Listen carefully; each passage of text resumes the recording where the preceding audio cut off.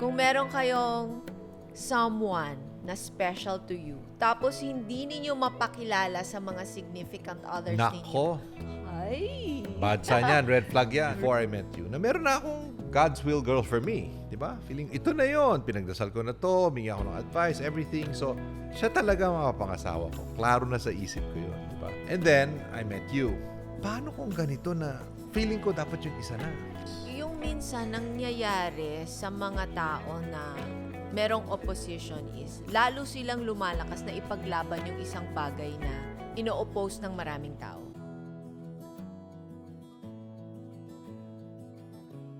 Hi, I'm Anthony Pangilinan.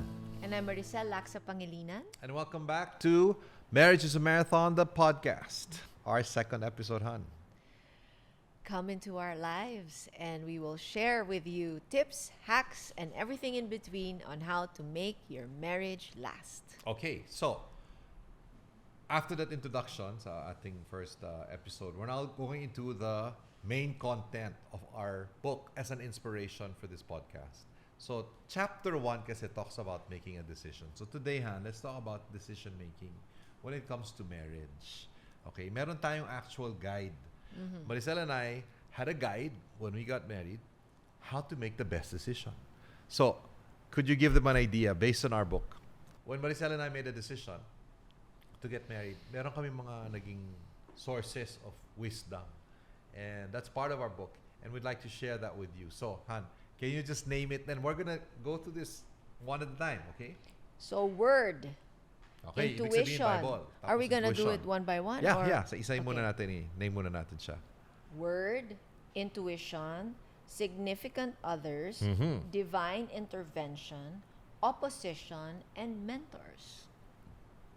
Opposition, kasama yon. Okay, we'll go through each one. So let's start with the word. Ikaw, Han, meron ka bang naging basihan? You know, did you go to the word, scripture, when you actually decided to tie the knot with me? Meron ba? At paano? Malalim na pagdadasal. No, you know what? Really, I wasn't so much into the word yet. It was really something that I was starting to get I know, to I know. and get the hang of. Thanks, Orpa. Orpa, mentor niya nung nagsimula kami. Because before I met Anthony, I thought the Bible was all just a myth. Yeah. And then later on, I realized how important the Word of God is in our lives, that this is actually His love letter to us. So, Okay. there was not a particular word, but I remember having had a relationship before, and then you entering into my life. We had attended, we watched a play, Joseph the Dreamer. Oh my God, it's out now, by the way. Joseph Doon pa the lang, Dreamer. 30 plus years ago, di ba? Meron na siya. And ang nag-stick talaga sa akin is when God closes a door, He opens a window. At nung tumungaw ka sa window, nandun ako. Nandun ka. Okay yun. Wow. Okay. Ako meron akong actual word. I don't even know if you remember. 2 Timothy I chapter remember. 2, Yes. verse 22. When I was talking to Romy Salvador, hi brother, my mentor for 30 plus years. And we were talking about you, right? He led me to that verse. And if I can just read it, it says, flee the evil desires of youth. Eh, hindi naman siya yung evil, di ba? Flee the evil desires of youth and pursue righteousness, faith, love, and peace, along with those who call on the Lord out of a pure heart.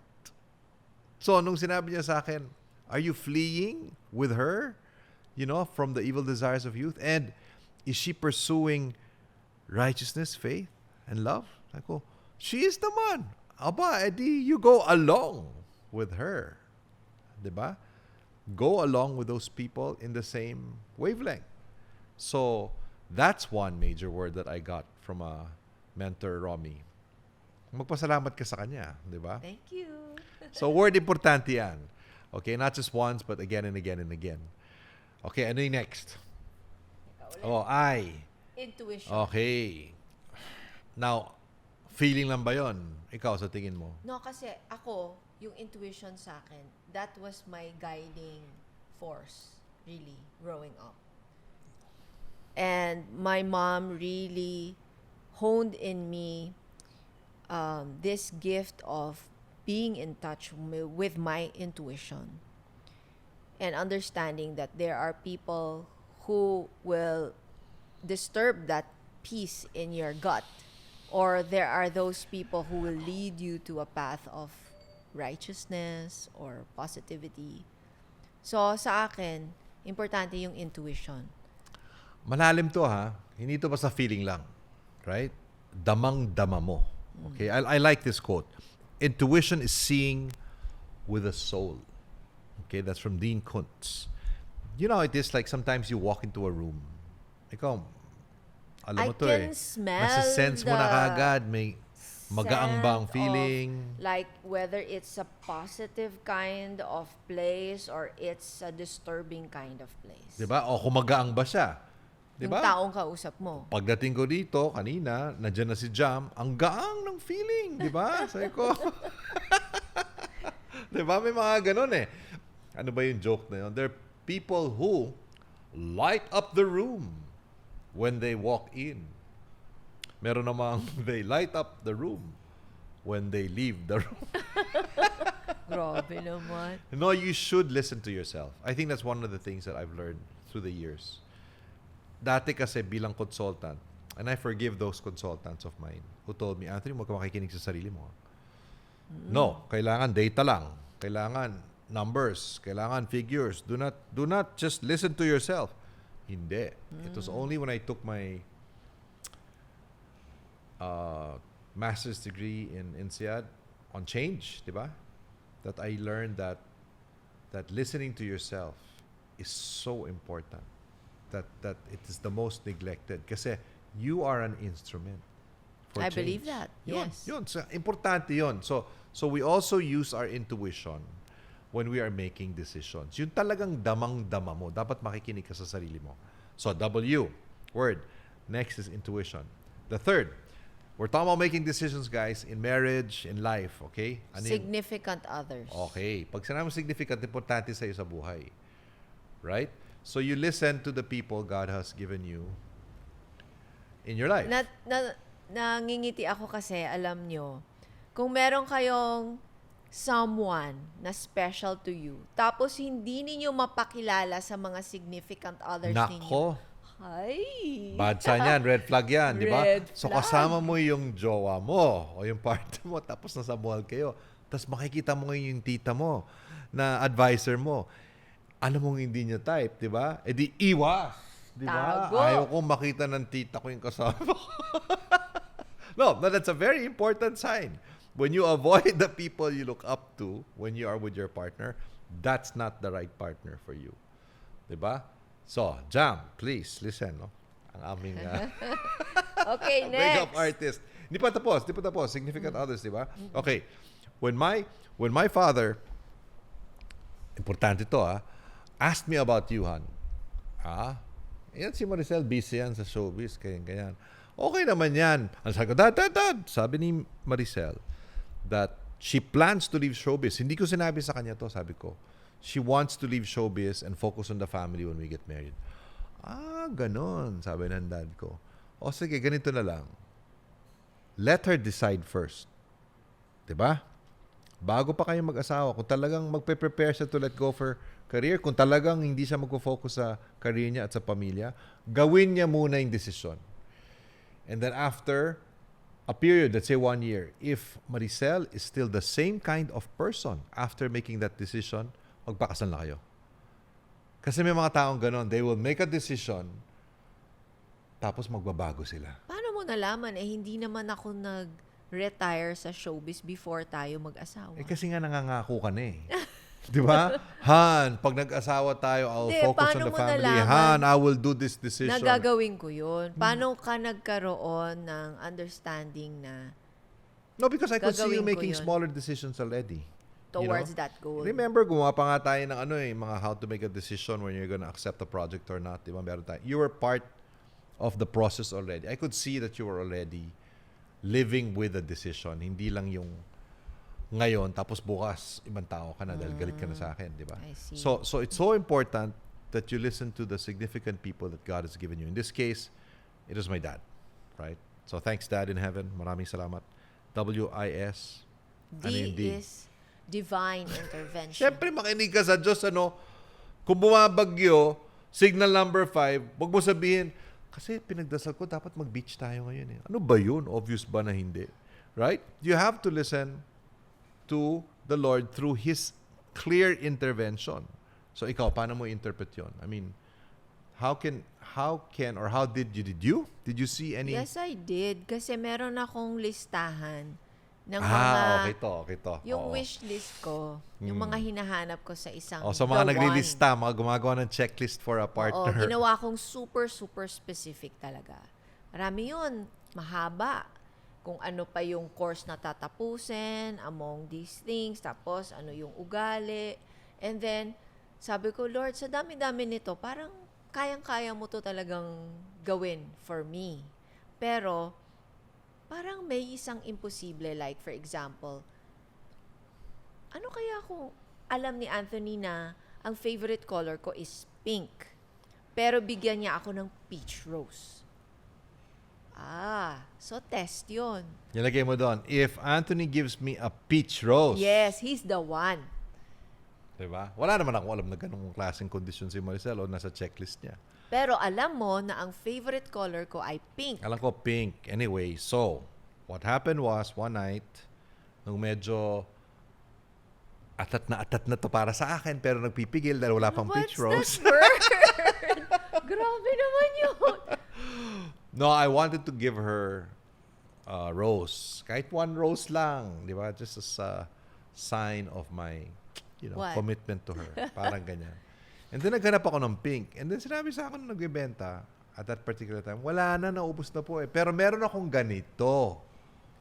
Diba? Meron siyang peach. Hindi ko alam na nasa listahan na yun. So I got that, right? Yeah. Then I gave it to you. And when you gave it to me, you Hinalikan actually mo na ako, apologized. Di ba hinalikan mo na ako noon? No. Di ba sabi, this is it.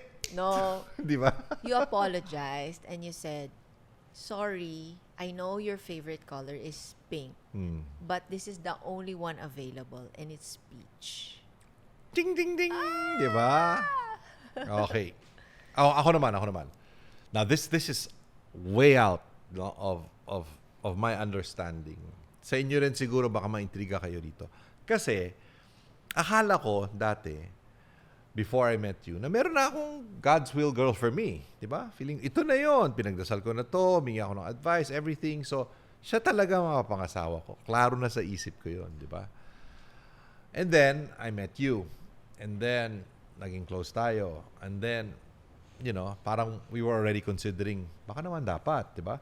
So, I asked another mentor naman to. Sabi ko, paano kung ganito na feeling ko dapat yung isa na? Can I just read it? It's actually in our book.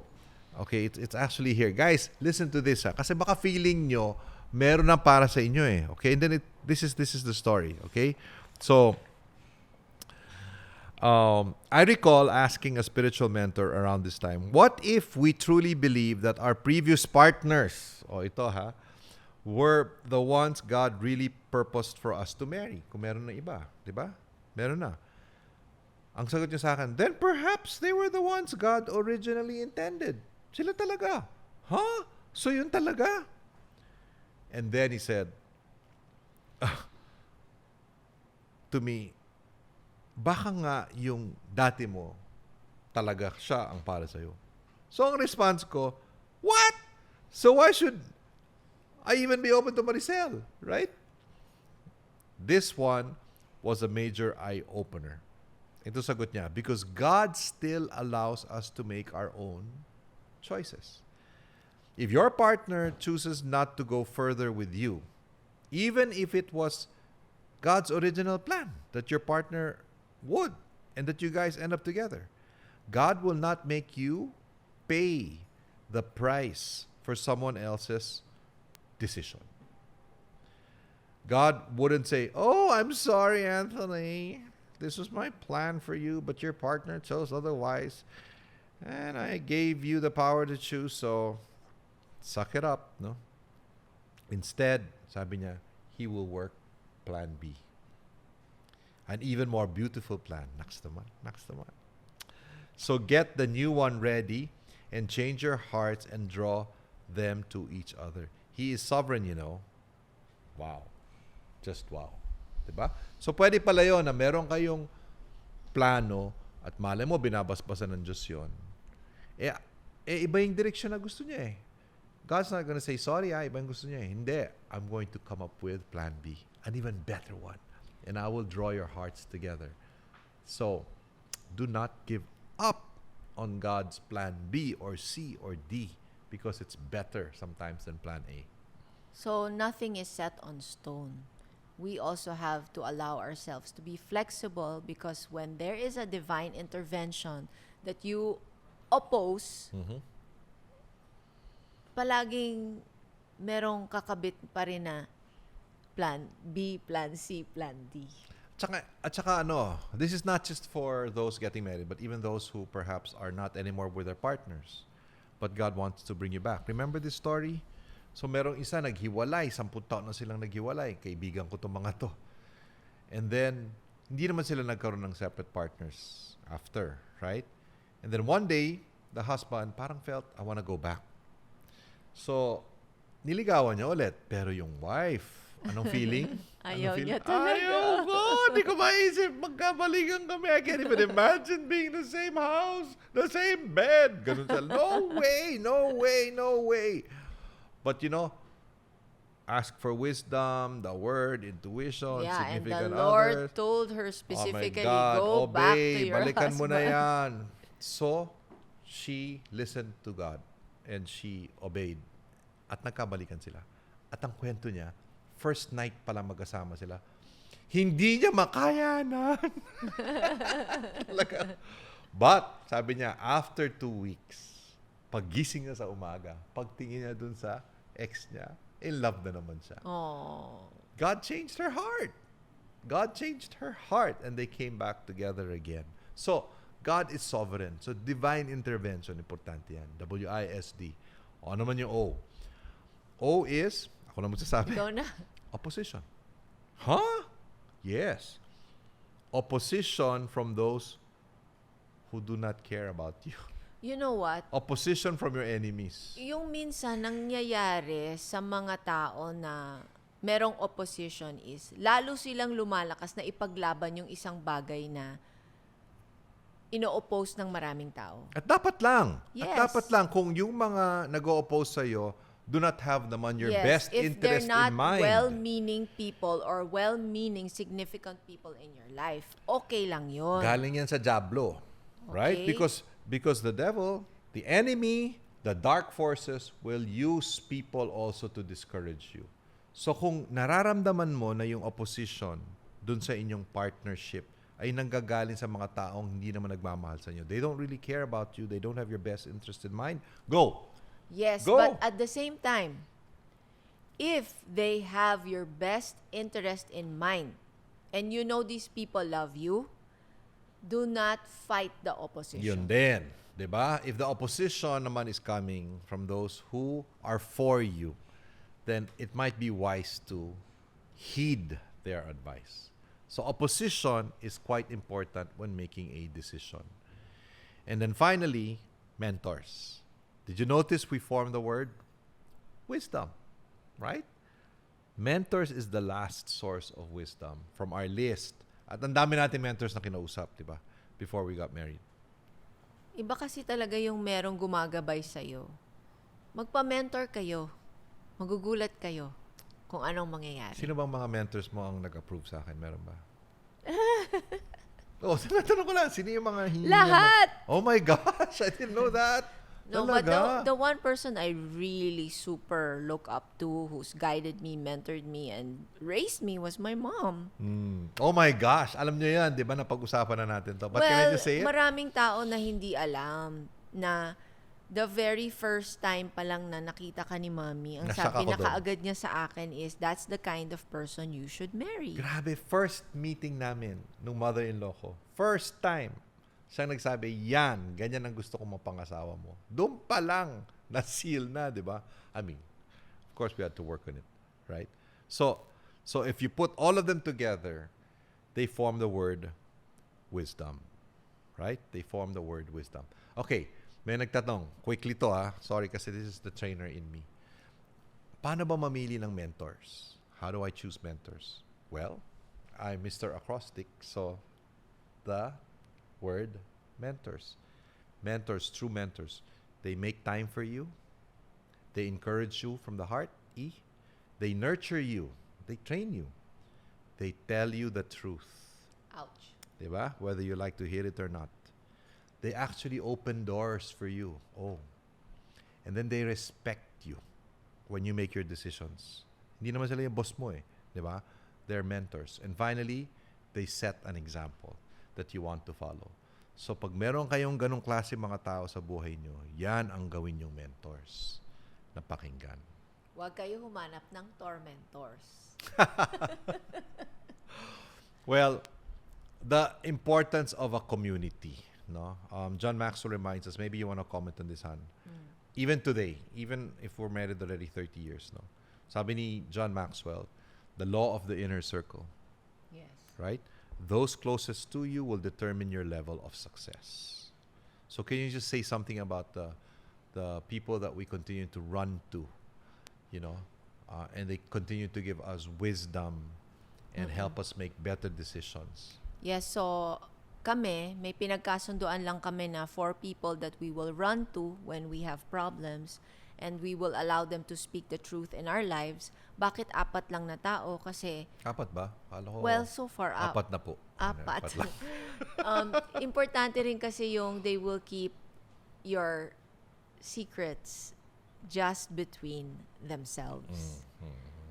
We being in the limelight, also experience a lot of backlash pagka nakukwento na hindi pa naman final yung mga pinag-usapan, tapos nami-misinterpret ng mga tao. So, to prevent that, we only have to confine the information to a few people who we know will tell us what we don't necessarily want to hear, but who have our best intentions in mind. And by the way, pagdating po sa making a decision, wag niyong ilalahad nga lahat sa ibang tao that sometimes you're already putting your partner in the spot, right? Even when we see counseling, even when we're in a group, for example, or in church, if I'm going to open up any issue about our marriage, ipapaalam ko muna kay Maricel kung pwede ko bang i-bring up to ask for advice. Importante yun, ha? One more thing about making a decision. So this is about changing your mind or adjusting it when needed. When you sense na, kailangan pakinggan to. So my mother-in-law, nung set na tayo magpakasal, aba naman, nakipag-inuman sa akin, di ba? Naglabas ng beer. At sabi niya, Anthony, mag-usap tayo, pero mag-inuman muna tayo. And then, while we were drinking with my future mother-in-law, she negotiated. Can I have a few more months with Maricel? Set na tayo nun di ba? Actually, I don't know, did she ask for 3 or 6 months? I'm not even sure. Huh?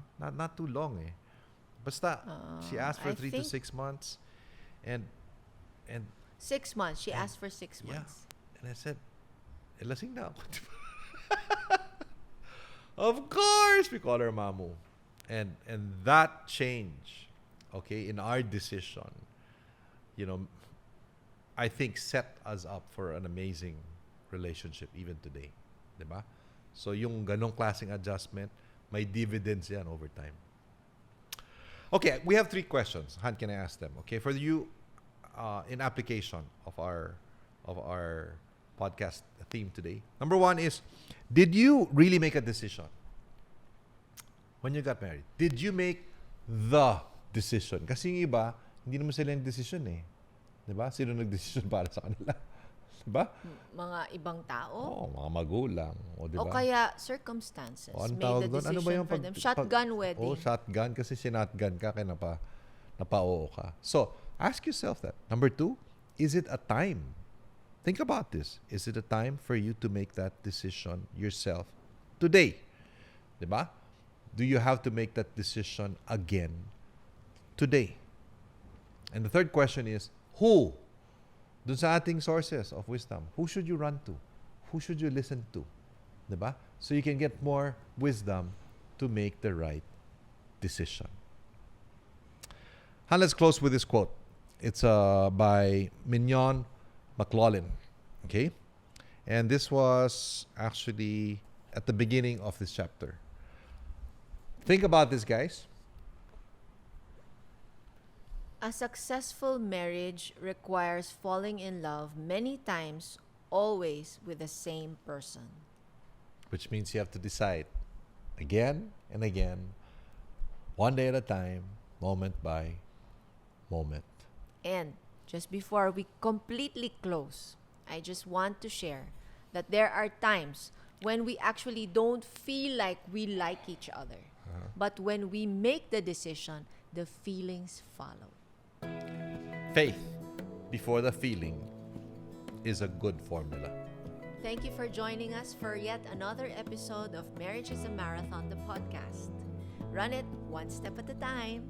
Thank you so much, Mango, for our outfits for today. For feedback and suggestions, please comment below. Follow us on our socials, Anthony Pangilinan and Mommy Maricel. See you next podcast. God bless.